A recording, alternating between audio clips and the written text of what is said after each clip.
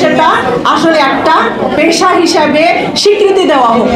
সমাজের কিছু সংখ্যক মানুষ চাচ্ছে না তারা কোরআনের বিধান রাষ্ট্রের বিধান হোক। কারণ কি, কোরআনের বিধান বাস্তবায়ন হলে তারা ইসলাম বিরোধী কোনো কাজ করতে পারবে না, হারাম ভক্ষণ করতে পারবে না, মদ খেতে পারবে না, পতিতাবৃত্তি করতে পারবে না। অটোমেটিক এমন একটা ভিডিও দেখলাম যে মহিলা তাদের পতিতাবৃত্তি করার জন্য তারা হালালভাবে করার জন্য তারা সহযোগিতা চাচ্ছে।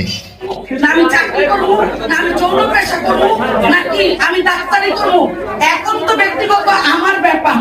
আমি যৌন পেশাটা আগ করি, আমি মনে করি এটা আমার কাজ, এটা আমি করি, আমার সন্তান বাঁচে, আমার সবাই বাঁচে, এই জন্য আমি এই পেশাটা। তো ওলামা একরাম যদি ক্ষমতা আসে তাহলে কখনোই হারাম কাজ, গুনাহের কাজ এই দেশে কখনোই চলতে দিবে না।